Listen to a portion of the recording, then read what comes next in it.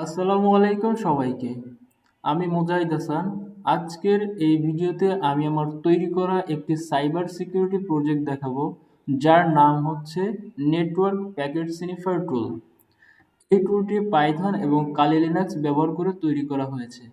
টুলটির মাধ্যমে live network traffic capture করা যায় এবং ethernet frame, IPv4 packet, ICMP packet এবং TCP সেগমেন্ট অ্যানালাইসিস করা যায়। ভিডিওর প্রথমেই আমি প্রজেক্টের সংক্ষিপ্ত পরিচয় দেব, এরপর গিটহাব রিপোজিটরি দেখাবো এবং সর্বশেষ গিটহাব থেকে কোলন করে কিভাবে এটি ব্যবহার করতে হয় তা ডেমনস্ট্রেটেড করব। প্যাকেট স্নিফার হলো এমন একটি টুল যা নেটওয়ার্ক দিয়ে যাতায়াত করা প্যাকেট ক্যাপচার এবং অ্যানালাইসিস করতে পারে।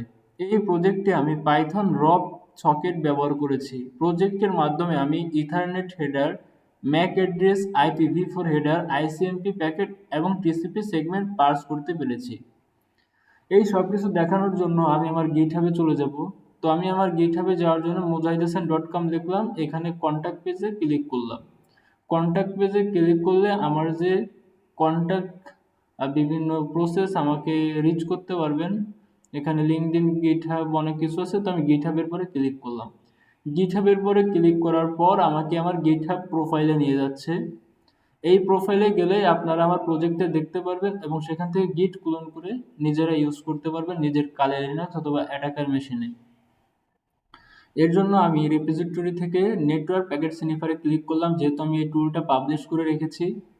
এটার পর ক্লিক করার পর আমাকে এমন ইন্টারফেস দেখাবে। এখন এখানে আমি রিডমি থেকে আপনাদেরকে কিছু দেখাই। এখানে ডিসক্রিপশন দেওয়া আছে, Python based network packet sniffer build using raw sockets on Kali Linux। মানে এখানে বেসিক readme.mb-তে ইনফরমেশন দেওয়া আছে এবং ফিচারগুলো দেওয়া আছে কি কি হবে এবং কি টেকনোলজি ইউজ করেছি, পাইথন 3, সকেট প্রোগ্রামিং, তারপর কালি লিনাক্স এনভায়রনমেন্ট কি, কালি লিনাক্স, ওরাকল ভার্চুয়াল বক্স এবং এরপরে প্রজেক্ট স্ট্রাকচার দেওয়া আছে কিভাবে করেছি এবং এখানে দেওয়া আছে হচ্ছে ইনস্টলেশন গাইড, আপনি কিভাবে আমার এই টুলটা ইনস্টল করে সেট আপ করতে পারবেন। এটা আমি প্র্যাকটিক্যালে দেখাবো, তার আগে জাস্ট আমি একটা ওভারভিউ দিচ্ছি এবং এখানে প্র্যাকটিক্যাল আমি যে করেছি তার স্ক্রিনশটগুলো দেওয়া আছে অথেন্টিকেশনের জন্য। তাহলে আপনার দেখতেও সুবিধা হবে যে আসলে ইনস্টল করার পর আপনি যখন সেট আপ দিবেন আপনার কালিয়ের ডিসপ্লেতে কেমন দেখাবে। তো এটা ছিল হচ্ছে ফুল ওভারভিউ। এরপরে আমরা ইনস্টল শুরু করব। এখন হচ্ছে আমি কোডে গেলাম। কোডে যে কোডটা কপি করব, যেহেতু আমরা গিট ক্লোন করে গিটহাব থেকে কোনো কিছু ইনস্টল করতে পারি, এজন্য এটা কপি করব। কপি করার পর আমি হচ্ছে আমার টার্মিনালে যাব, অথবা এখানে দেখাচ্ছি ক্লোন দ্য রেপোজিটরি থেকে করলেও হবে। তাহলে আপনার কমান্ড গিট ক্লোন লেখা লাগবে না, অটোমেটিক হবে। অথবা আপনি যদি জাস্ট কমান্ডটা কপি করেন উপর থেকে কোডটা, তাহলে গিট ক্লোন লিখতে হবে। তো তার আগে আমি একটা ডাইরেক্টরি বানিয়ে নিচ্ছি। এজন্য আমি কি করব, ডাইরেক্টরি ক্রিয়েট করব, কারণ আমি চাচ্ছি কি এরপরে আমি তো আরো অনেক টুলস বানাবো যেগুলো আমি একটা স্পেসিফিক ডাইরেক্টরির ভিতরে রাখতে চাচ্ছি। তো মেক ডাইরেক্টরি দ্বারা ডাইরেক্টরি ক্রিয়েট করে আমি মেক ডাইরেক্টরি লিখতেছি। মেক ডাইরেক্টরি টাইপ করার পর আমি দিচ্ছি সাপোজ ক্লোন টুলস, যার ভিতরে কি হবে আমি যেগুলা টুলস ক্রিয়েট করব এবং ক্লোন করব এর ভিতর থাকবে একটা ফোল্ডার।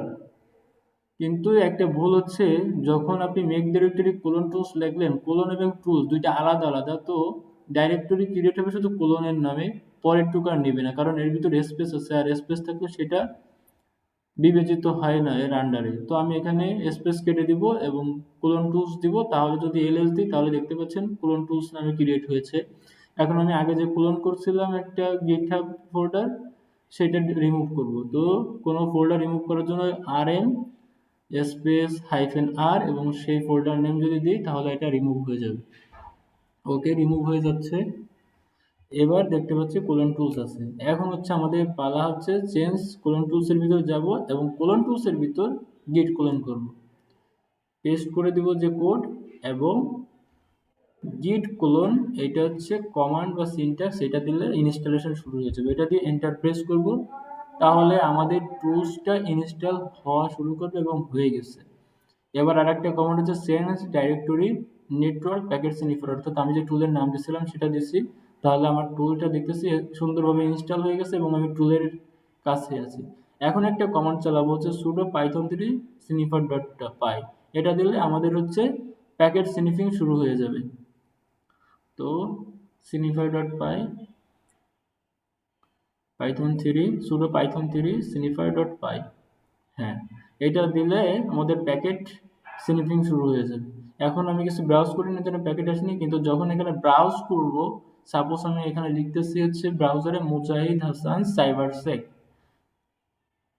তো এটা যখন লিখব এবং ব্রাউজ করব, তখন যদি আমি আমাদের টার্মিনালে যাই, তখন দেখবেন যে এখানে স্নিফিং শুরু হয়ে গেছে এবং ক্যাপচারিং শুরু হয়ে গেছে। আচ্ছা, এটা হচ্ছে ব্রাউজারে আসলো। এখন আমরা যাবো টার্মিনালে। হ্যাঁ, এখানে এখানে দেখেন যে পুরো ক্যাপচারিং শুরু হয়ে গেছে। তো আমাদের ফিচার কি ছিল? ICMP, IPv4 packet, TCP segment, ethernet frame, এই সবগুলো ক্যাপচার করবে এবং এখানে সুন্দর করে সবকিছু ক্যাপচার হচ্ছে। সবকিছু ক্যাপচার হচ্ছে এবং আমরা এগুলো দেখে শিখতে পারবো, অ্যানালাইসিস করতে পারবো। আমাদের ডেস্টিনেশন হচ্ছে মুজাহিদ হাসান সাইবার সেক গুগলের ওইখানে, এবং আমাদের সোর্স হচ্ছে আমি যে কালি থেকে ব্রাউজ করতেছি আমার আইপি অ্যাড্রেস। তো সবকিছু এখানে সুন্দর করে দেখাচ্ছে। তাছাড়া আমাদের আরো কিছু কমান্ড আছে যেগুলো আমরা চালাবো, যেমন কার, ডাব্লিউগেট, এগুলো দিয়েও কাজ করা যায়। এগুলোর দ্বারা, এগুলো যখন আমরা কমান্ড দিব তখন কি কি রেসপন্স হচ্ছে, কি কি স্নিফিং হচ্ছে, সবকিছু আমরা দেখবো একে একে।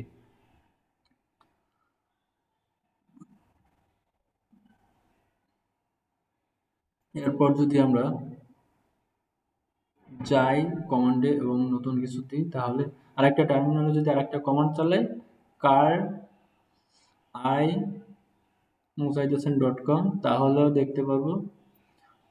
দেখতে পারবো source port, destination port, sequence number এবং অ্যাকনলেজমেন্ট নাম্বার।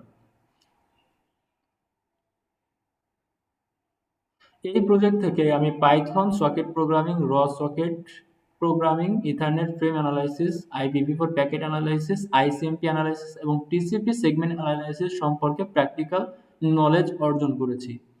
যদি ভিডিওটি ভালো লাগে তাহলে GitHub রিপোজিটরি দেখতে পারেন। সোর্স কোড, ডকুমেন্টেশন এবং রিপোর্ট রিপোজিটরিতে যুক্ত করা আছে। সবাইকে ধন্যবাদ। ভালো থাকবেন সবাই।